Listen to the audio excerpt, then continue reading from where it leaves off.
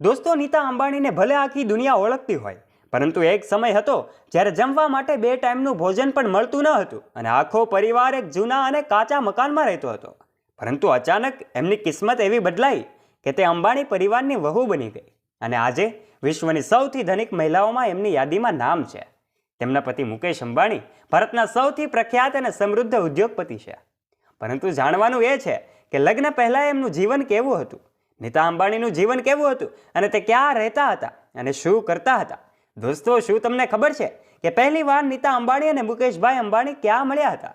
આ તમામ સવાલોના જવાબ જાણવા માટે આ વિડીયોને એક પણ મિનિટ સ્કીપ કર્યા વગર અંત સુધી જરૂરથી નિહાળજો.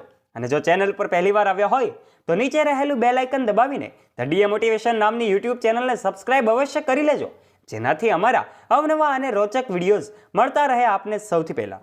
ચાલો વધારે સમયનો વ્યય ન કરતા શરૂઆત કરીએ આજનો આ રસપ્રદ વિડીયો.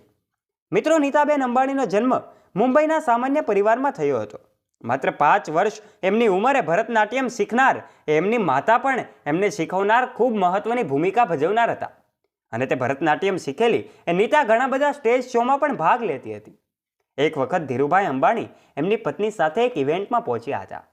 તેમણે નીતાનો ભરતનાટ્યમ ડાન્સ જોઈને બંને એટલા પ્રભાવિત થયા કે તેઓએ નીતાને એમના ઘરની વહુ બનાવવાનું વિચારી લીધું. આ પછી જ્યારે નીતા પોતાનો પ્રોગ્રામ કરીને ઘરે પરત આવી ત્યારે ધીરુભાઈએ તેમના ઘરે ફોન કર્યો હતો. જોજો, હવે વાત કંઈક રસપ્રદ બનતી જાય છે. પરંતુ નીતાને એવું લાગ્યું કે તેમની સાથે કોઈ મજાક કરી રહ્યું છે, તેથી એણે ગુસ્સામાં ફોન મૂકી દીધો. આવું એકવાર થયું, આવું બીજી વાર પણ થયું. છેવટે ત્રીજી વખત નીતાએ ફોન ઉપાડીને એમની સાથે વાત કરી અને ધીરુભાઈને ઘરે મળવા બોલાવ્યા. મિત્રો, જ્યારે ધીરુભાઈના પુત્ર મુકેશ અંબાણી સાથે નીતાના લગ્નની વાત ચાલી રહી હતી ત્યારે તે સ્કૂલમાં ટીચર તરીકે કામ કરતી હતી. તેણે મુકેશ સામે એક શરત મૂકી હતી કે લગ્ન પછી એને નોકરી છોડવાનું કહેવામાં આવશે નહીં. નીતા અને મુકેશે ટ્રાફિક સિગ્નલ પર અવારનવાર એકબીજાને મળતા રહેતા. આવી સ્થિતિમાં એક દિવસ મુકેશ ટ્રાફિક સિગ્નલ પર ગાડી રોકી અને નીતાને પૂછ્યું કે શું તું મારી સાથે લગ્ન કરીશ? સિગ્નલ ખુલ્લું થયું અને પાછળથી ઘણા બધા વાહનો હોર્ન વગાડી રહ્યા હતા. પણ મુકેશ નીતા આ પાડે તેની રાહ જોઈ રહ્યો હતો.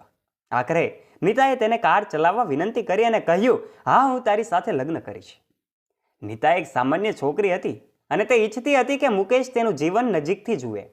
તેથી એક દિવસ નીતાએ મુકેશને કહ્યું કે જો તારે મારી સાથે લગ્ન કરવા હોય તો મારી સાથે મુંબઈની એસટી બસમાં મુસાફરી તારે કરવી પડશે.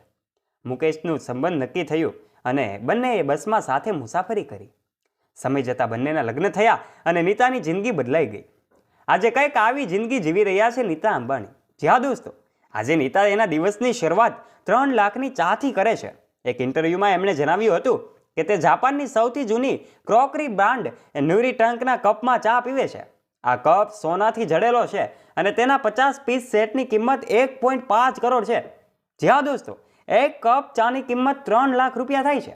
આજે નીતા અંબાણી ફેશન આઇકન તરીકે પણ ઓળખાય છે. નીતા અંબાણીએ રિલાયન્સ ગ્રુપના CEO એટલે કે આકાશ અંબાણીના એમના પુત્રના લગ્નમાં 40 લાખની કિંમતની ડિઝાઇન કરેલી સાડી પહેરી હતી, જેને ગ્રીનિસ બુક ઓફ રેકોર્ડમાં સ્થાન મળ્યું છે. આ સાડી ચેન્નઈના એકાશીપુરમ 36 કુશળ મહિલા કારીગરો દ્વારા તૈયાર કરવામાં આવી હતી. આ સાડીનું વજન આશરે 8 કિલો હતું, જેને બનાવવામાં આખું વર્ષ લાગ્યું હતું. આ સિવાય પણ નીતા અંબાણીના અનેક શોખ રહ્યા છે, જેની માહિતી તમને મળી જશે. આશા રાખીએ છીએ તમને આ વિડીયો ગમ્યો હશે. જો તમને આ વિડીયો ગમ્યો હોય તો વિડીયોને લાઇક અને શેર અવશ્ય કરી દેજો તથા આવા જ રોચક અને રસપ્રદ વિડીયોઝ નિહાળવા માટે અમારી યુટ્યુબ ચેનલ ધ ડીએ મોટિવેશનને અવશ્ય સબસ્ક્રાઇબ પણ કરી લેજો. ફરી મળીશું એક નવા વિડીયો સાથે. ત્યાં સુધી આપ સૌ દોસ્તોને જય હિન્દ, જય ભારત.